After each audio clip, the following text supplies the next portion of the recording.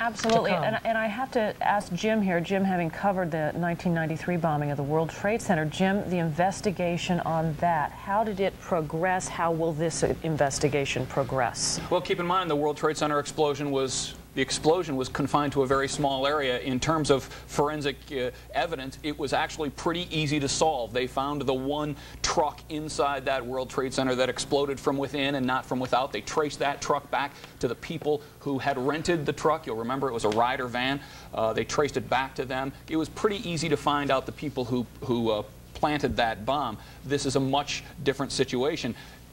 Obviously, the Taliban today saying Osama bin Laden doesn't have the resources to pull something major like this off. But if Osama bin Laden doesn't, who does? Someone certainly pulled it off today. And there had to have been amazing resources to pull this off. You're talking about a number of planes hijacked. There had to have been resources within the airports. There had to have hijacked and then flown to their targets. Remember, the pilots who were originally on board those aircrafts weren't the ones who flew them into the World Trade Center. Someone with sophistication and know-how how to pilot those aircrafts had to fly them into the towers and then, of course, also into the Pentagon. A suicide flyer, obviously. We're joined also in the studio this morning, or this afternoon rather, by Bill Heitman, who was in one of the towers when this happened. And Bill, after hearing Jim Hoffer and seeing him running from the scene there as the building collapsed, I was wondering, as you were trying to get out, you were in the darkened stairwell for an hour, did it ever cross your mind that the building might collapse? Absolutely not.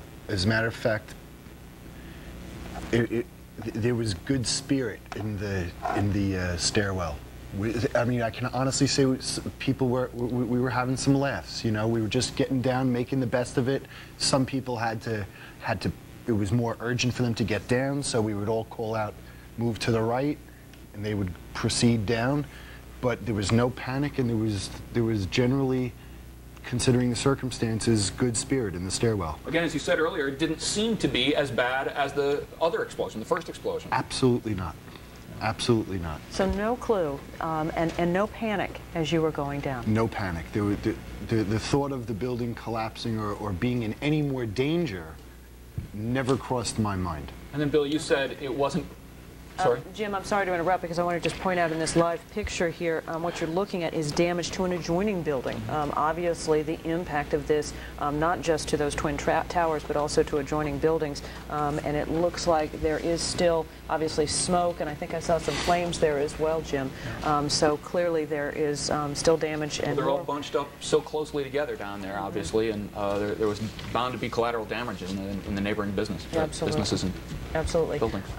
Bill, as you were going down that darkened stairwell and you say you had no thought that the building might collapse, was that because you had faith in the integrity of the building or simply because you did not know what was going on? I had no idea the magnitude of the crash above us. We didn't know that we didn't know anything had happened over in 2.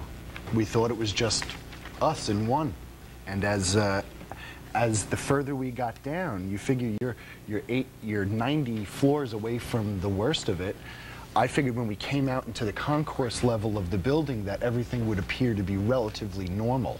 But when we got down, emergency personnel were very, very urgently trying to get us out of the building, and So were people milling around down there trying to check on others in the building? No, or were as soon as you came out of the stairwell, there was great urgency, just personnel just go that way, get out, and everybody was just walking through water. Sir, could I ask you to stand by for just a moment? Mary Johnson on the phone. She is with the New York Hospital Association, and this is a theme that you are going to hear not only throughout this day, but for many days to come, and that is the urgent need for blood. Mary, you want to talk to us some more about that? North in Huntington. In Westchester, there's a donation site at 525 Executive Boulevard in Elmsford, and in New Jersey at 167 New Street in New Brunswick. And also, I want to... I saw people this morning covering this event, and we obviously still do not know the extent of the injuries, of the casualties. We can only guess that they are quite massive, and I know there is great relief to those who see any family, any friends on our air who are okay, and as we can get information about numbers to call, about what you can do, we will be bringing that information to you as quickly as possible. You're looking at a live picture from Newscopter 7 right now, and of course you can see that there is fire in adjacent buildings, there is problems Serious problems still in that area down in Lower Manhattan. A story that just crossed the wire, and one we haven't talked about in the last hour or so. International airlines had to scramble to divert or cancel flights going to the United States.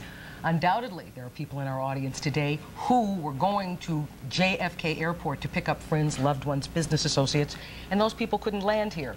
A couple of hours ago, Canada said, if you like, you can use any and all of our airports here because we feel that they are safe. The cancellations and diversions caused confusion and congestion, not only at airports in this country, but at many European airlines, where airlines ordered flights bound for the United States to do U-turns or to find alternative landing points outside of America. Some airlines reversed course only after being denied permission to land by the FAA, which ordered the U.S. airspace, and this is all across the country. They sterilized the airspace over the entire United States. European airlines, American airlines, sorting out how they're going to get these people home. All I can tell the folks at home is that as we go throughout this day, we will be efforting information to find out about the people on those planes, where they are, whether they're in Canada, which planes were diverted back to their original points of origin. As we get information on this, we will share it with you. Absolutely. We have Celeste Ford, who is at JFK. Got a number of people who are working in the newsroom trying to gather information. Obviously, on the set, as soon as we get that information, we will be bringing that to you as quickly as possible. Bill? Diana, we want to go to Lori Stokes, who's been updating our information from the newsroom. She's at the flash cam for us.